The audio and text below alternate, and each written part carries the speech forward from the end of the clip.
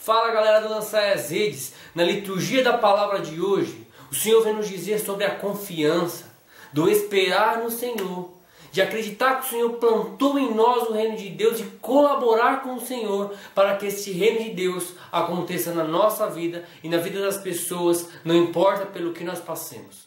Eu sou Jefferson Carvalho, esse é o Lançar as Redes e hoje é dia de liturgia da palavra. Eu vou jogar minhas redes onde o Senhor me mandar. E no Evangelho desse domingo, meus irmãos, Jesus nos conta duas parábolas. E antes de entrar no Evangelho, eu começo a meditar por que Jesus sempre usava parábolas. E eu fui dar uma pesquisada, entender. E parábola, meu irmão e minha irmã, era uma forma literária muito comum no Oriente Médio na época de Jesus. Era uma forma fácil do povo entender, porque o povo da época de Jesus, da região onde Jesus morava, era um povo agrícola, um povo que cuidava de plantações ou de pecuária, um povo que cuidava de animais, talvez um povo até analfabeto, um povo meio duro, pescadores. Então talvez Jesus usava parábolas para que os pequeninos entendessem. Obrigado, Pai, porque revelaste isso aos pequeninos. Isso diz a palavra de Deus. Mas Jesus não ia se deixar levar por uma moda. Que na época de Jesus usava-se parábolas, Jesus também usava parábolas. Não é isso. Porque a parábola, meu irmão, provavelmente Jesus usava parábolas porque é muito mais fácil chegar ao coração de uma pessoa com exemplos práticos e simples do que com a doutrina elevada, que Jesus tinha toda a doutrina, toda a moral, toda a lei sobre ele, mas ele usava de exemplos simples para chegar no coração das pessoas, porque ele precisava chegar no coração das pessoas. Jesus sabia que o tempo dele aqui na terra seria pequeno pelo seu ministério, que ele seria perseguido, seria morto. Então ele tinha que chegar no coração das pessoas e ele chegava com exemplos práticos, exemplos simples. E outra coisa, na sociedade em que Jesus viveu, o povo era doutrinado a não questionar o reinado romano. Era um povo que não conseguia mais questionar o reinado, tudo era aceito como a verdade. E aí Jesus coloca uma parábola, por quê? Porque a parábola não tem a resposta. A parábola é um exemplo que te faz pensar, e você diz, isso aconteceu, isso é lógico. Isso é assim mesmo que deveria acontecer. Isso deveria acontecer comigo? Sim, deveria. Como deveria acontecer? Você começa a criticar e a pensar. Então Jesus talvez ali fala, eu preciso de um povo que saiba criticar, que saiba dizer assim, isso não está certo, isso que está acontecendo. Então Jesus começa a colocar parábolas para o povo pensar assim, é verdade, essa não é a verdade. Isso é verdade, isso não é verdade. E aí o povo começa a criticar.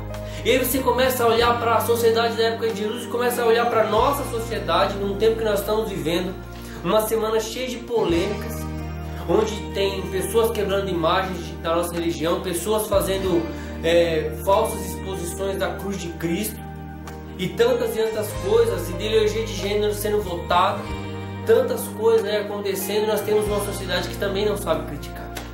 Sociedade aceita e é imposto a nós, e nós aceitamos. E para nós hoje que temos uma sociedade onde nós engolimos novela, onde nós engolimos falsas leis, onde nós engolimos falsas doutrinas e pensamos assim, tá tudo certo, o mundo é assim mesmo. Jesus hoje, nesse domingo, nessa liturgia da palavra, vem falar por nós com parábolas, para que veja só como nosso Deus é generoso, para que eu e você colocamos a mão na consciência e digamos assim, isso não está certo não, cara, isso não está certo. Então vamos ler o Evangelho de hoje e vamos começar a meditar a palavra de Deus da nossa liturgia da palavra desse final de semana. O Evangelho está em Marcos, no capítulo 4, do versículo 26 ao 34. Vamos ler o Evangelho de Jesus Cristo em nome do Pai, do Filho e do Espírito Santo.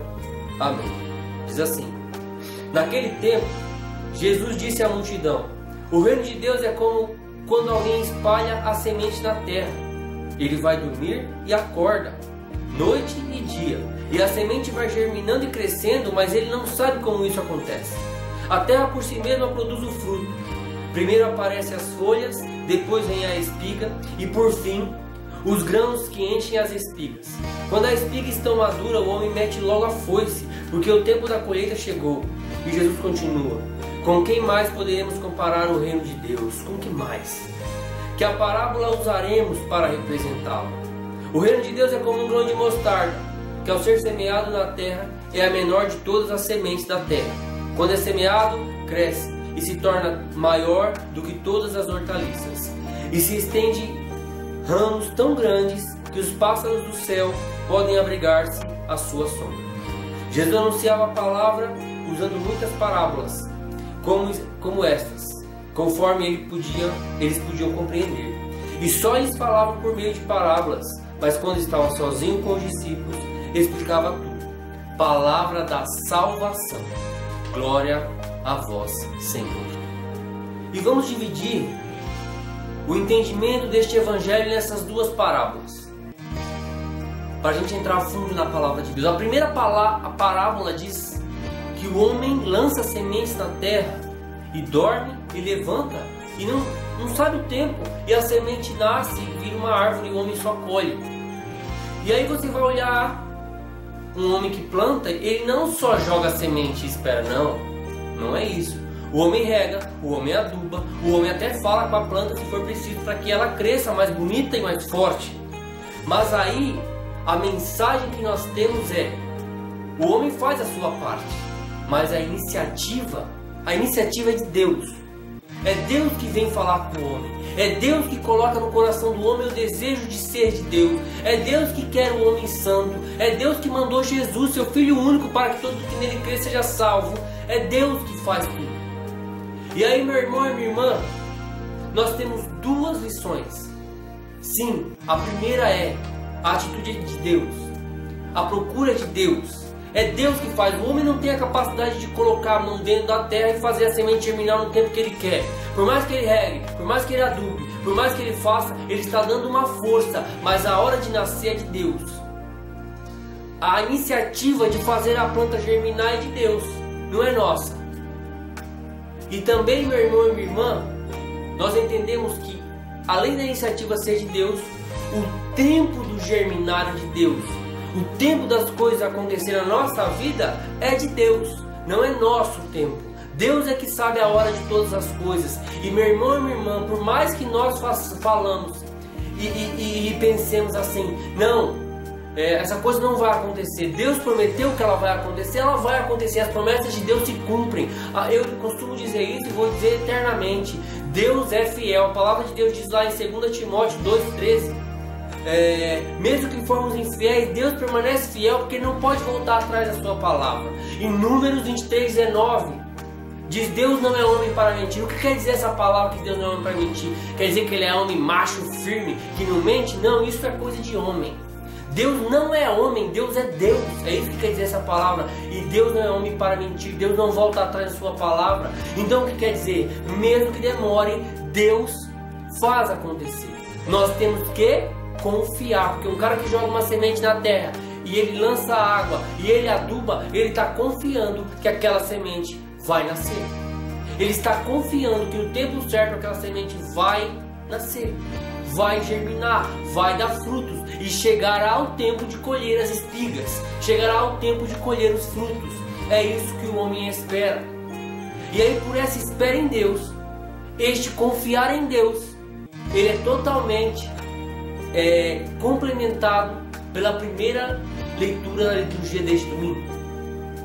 A primeira leitura da liturgia deste domingo está no livro de Ezequiel, no capítulo 17, apenas no versículo 22, 23 e 24. E diz assim, a primeira leitura: Assim diz o Senhor Deus: Eu mesmo tirarei um galho da copa do cedro, do mais alto de seus ramos, arrancarei um broto e o plantarei sobre um monte alto e elevado. Vou plantá-lo sobre o alto monte de Israel. Ele produzirá folhagem, dará frutos e se tornará um cedro majestoso. Debaixo dele pousarão todos os pássaros. À sombra de sua ramagem as aves farão ninhos. E todas as árvores do campo saberão que sou o Senhor, que abaixo a árvore alta e elevo a árvore baixa. Faço secar a árvore verde e brotar a árvore seca. Eu, Senhor, digo e faço. Palavra do Senhor. Graças a Deus.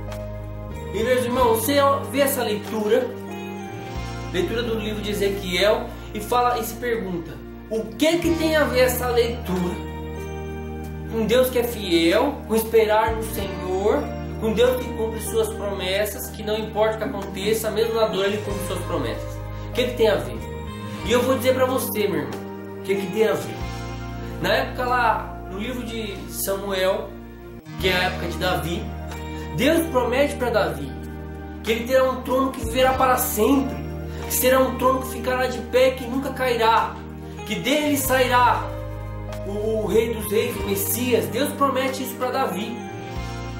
E aí, meu irmão e minha irmã, este livro de Ezequiel, esta passagem de Ezequiel já está profetizando exilado. O povo de Deus, além de não estar mais reinando no reinado de Davi, ele está exilado. Chegou um novo rei, o rei da Babilônia, Nabucodonosor, e levou o povo para o exílio. Eles não podem nem adorar o Senhor, nem no templo de Jerusalém. Eles foram exilados. E aí você fala para mim, o quê? Como assim?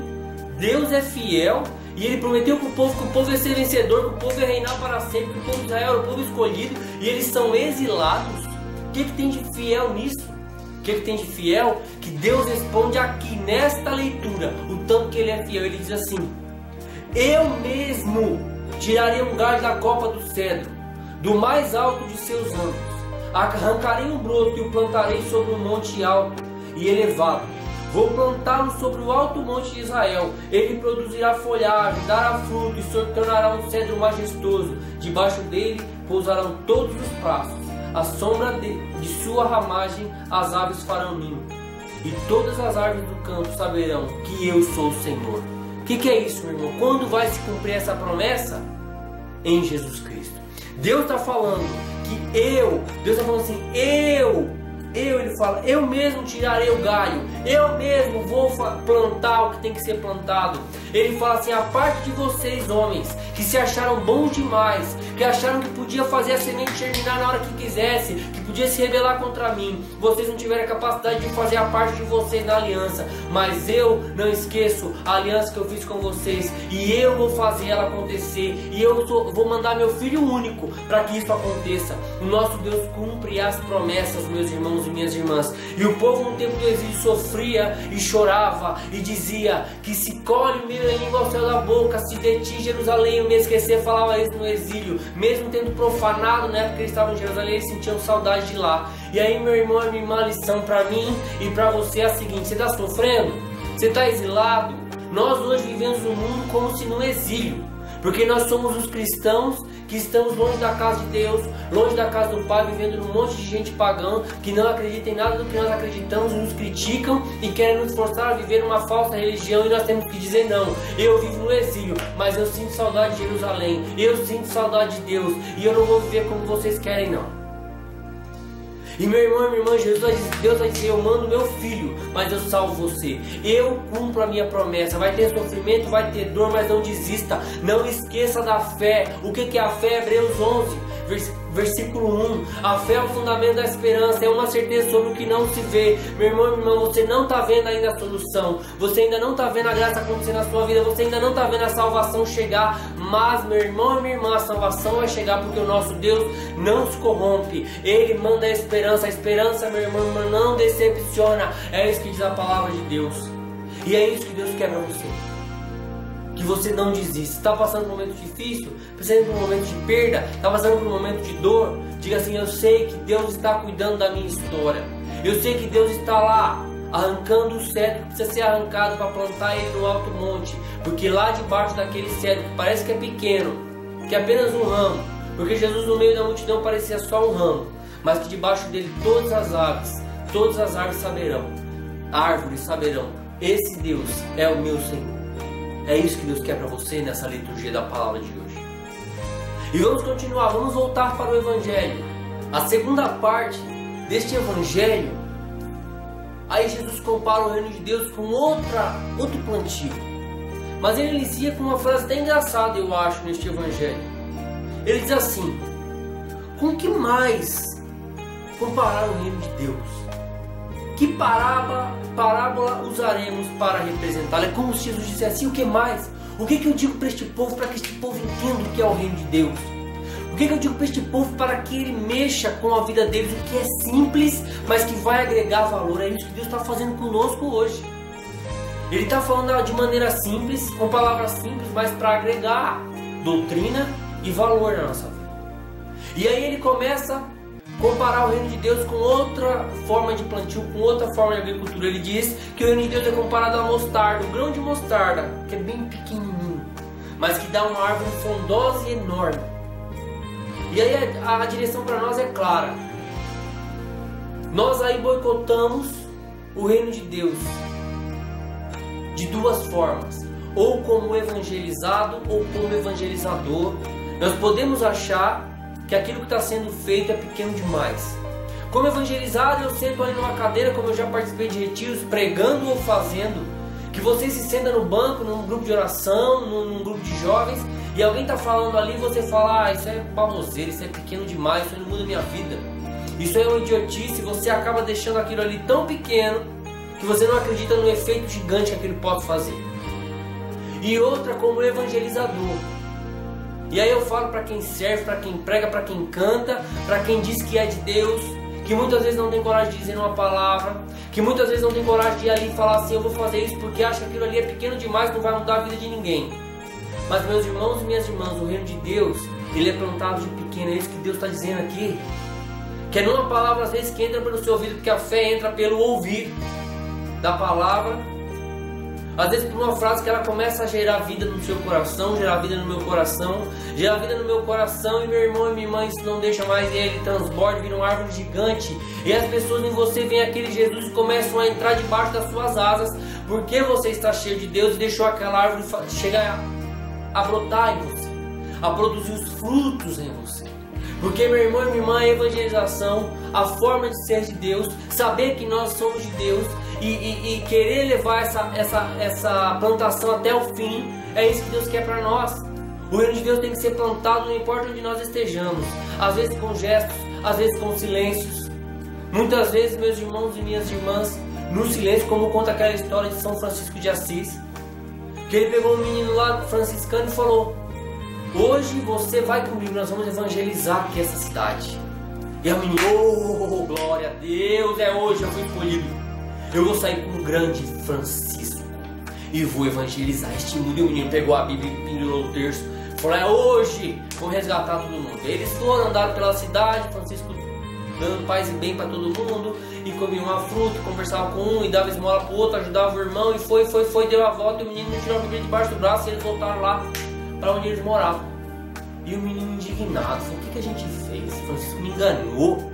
Ô Francisco, chega mais, Franciscão.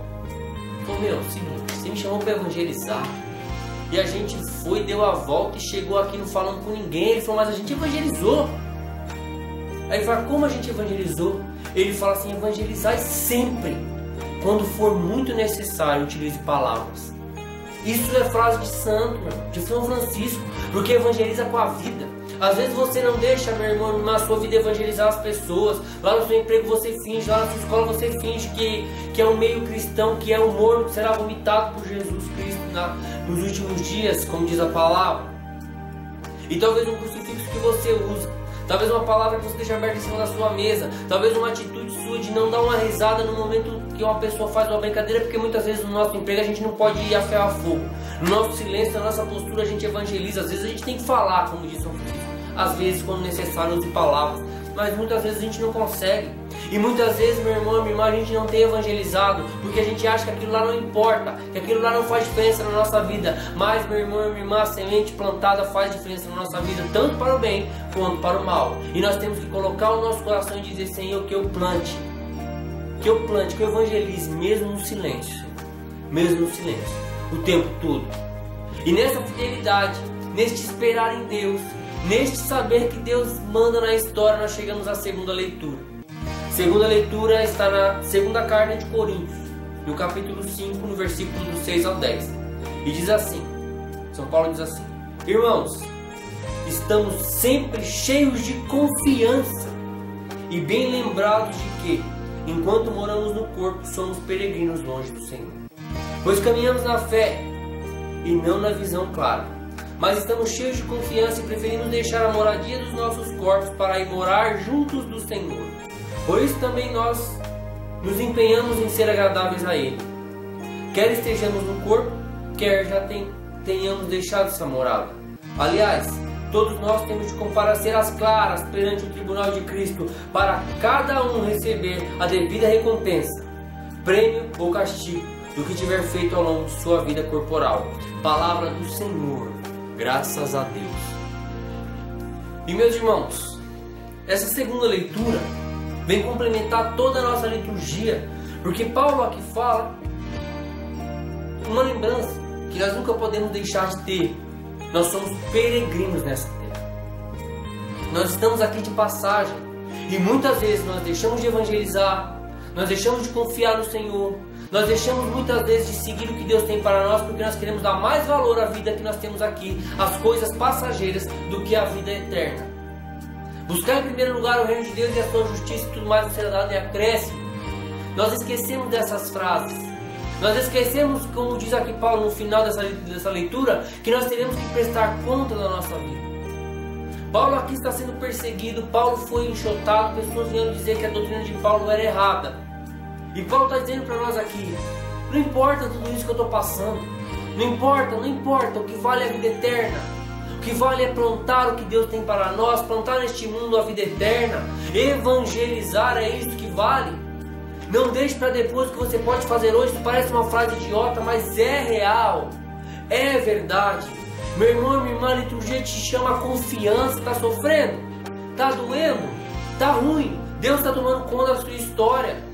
Está difícil de evangelizar? Persista, continue. Deus cumpre. Deus foi capaz de mandar Jesus para fazer a sua parte, porque você não fez. E hoje Deus continua mandando o Espírito Santo para fazer a nossa parte. Muitas vezes não Ele fazer completamente a nossa parte, mas para nos dar o auxílio, para nos defender. O Espírito Santo é o defensor, é o paráclito, é o advogado. Então, meu irmão, me abrace a liturgia de hoje. Tenha coragem de ser um evangelizador, tenha coragem de esperar no Senhor, tenha coragem de não murmurar, como murmuraram aqueles que morreram no deserto, como diz a palavra, não murmure.